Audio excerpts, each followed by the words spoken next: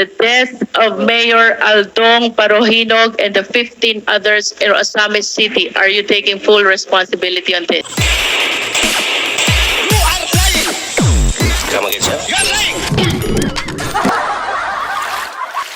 1993, binomba po ang St. Peter's Cathedral, Davao City, where 7 died. Nalala niyo po ba ito, Mr. President? Yung simbahan, ma'am? Opo, St. Peter's Cathedral in Davao Yes, ma'am. City. At sangayon po kay Arturo Las Cañas, kayo ay galit na galit sa pangyayaring ito. Sino hindi magalit, ma'am? At dahil po sa inyong mahigpit na galit, ay inorderan niyo po itong sina Las Cañas na bombahin ang mga moske, kasama po ang Hamamara Mosque at Bancorehan Mosque. What can you say about this? Crazy, ma'am. Do you know that my mother is a Muslim? That's an idiot statement. In other words, you are denying.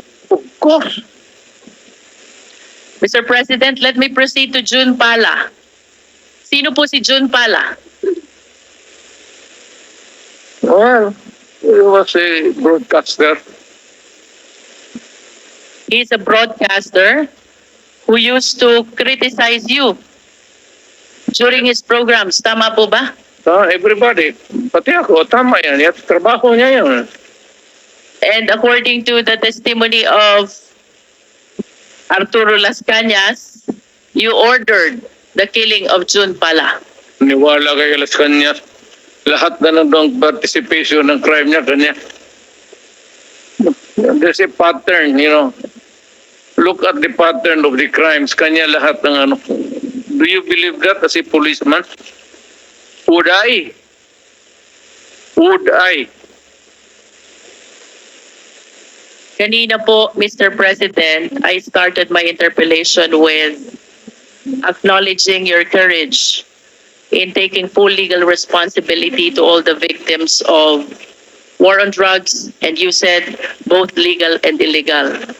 The reasons why I asked about Laod Quarry, where human bones were found. The reason why I asked about the Dumoy raid, where 11 Chinese personalities were summarily brought and killed to Laod Quarry.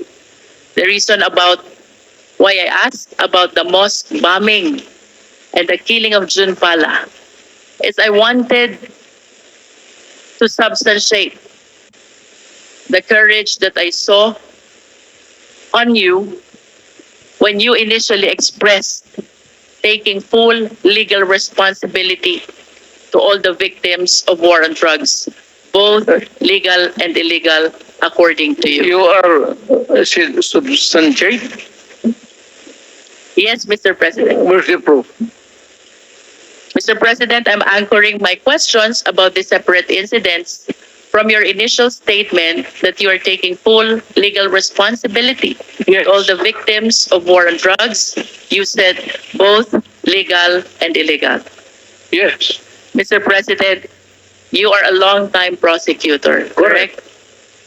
And of course, it is very fundamental upon us, all lawyers, the requirements of due process. We are zeroing in on a particular individual now. Due process is the law which hears before it condemns. Due process is the law which requires notice and hearing. If you say so. Mr. President, I hope that we will be reminded that by due process, the end does not justify the means. Mr. President, this is from PIDEA. I think this is a consolidated effort of Karapatan, Global Witness, National Union of Journalists of the Philippines, the Supreme Court, Rappler, and the Philippine Drug and Enforcement Agency. We have 6,252 individuals in police anti-drug operations as of May 2022. 27,000 to 30,000 individuals, including those killed vigilant style. 427 activists, human rights defenders, grassroots organizers as of December 2021. Land and environment defenders as of December 2020, 166. Journalists, media workers as of April 2022, 23 victims. Judges, lawyers, prosecutors as of December 2021, 66 victims.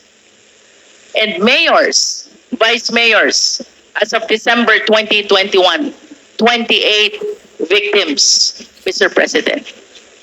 Mr. President, my question is, when you implement war on drugs, did you strictly comply with the requirement of due process? Yes.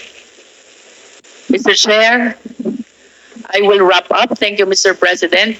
Mr. Chair, it is my humble submission that contrary to the answer of the former president, I humbly believe that the former president and his war on drugs never complied with the requirements of due process.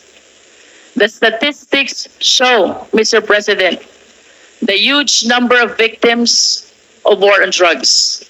If my memory serves me right, during the time of Aquino administration, there are like around 200, and during the present administration, there are around like 200 victims as well of war on drugs. Given this statistics, Mr. Chair, this is almost or around 31,000 victims of war on drugs. If indeed they follow the requirement of due process, wala po dapat ganito karaming patay. At ang dapat, maraming kaso na pending in court. Last series of questions to Mr. President, again to substantiate the courage that he was able to show during the initial part of this hearing. Mr. President, in the past hearing of Quadcom, may 30 Chinese drug lords na napatay sa Davao Penal Colony. Are you willing to take accountability and responsibility also for this? Wala na ako niyan, ma'am. Nandito na ako sa Maynila. So, you are saying no. Oh, well, kung gusto mo isali yan, idagdag mo na, okay lang.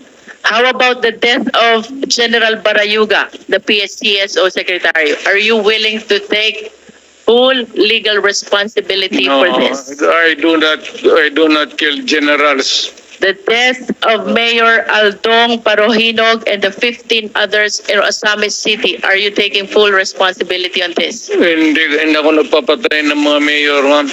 The death of Mayor Espinosa of Albuera Leyte. Are you taking full responsibility on this? Sige, ma'am. That's my birthplace. The death of Tony Halili in Tanawan City. Malayo yan sa akin, ma'am. The death of Mayor Perez of Los Baños.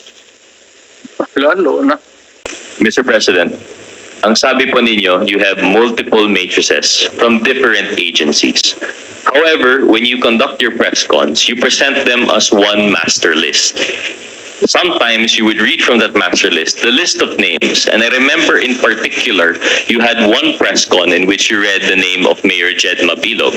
Yes. So if you have one master list, which matrix is that, Mr. President, and who vets the master list? That master list was there when I assumed the presidency.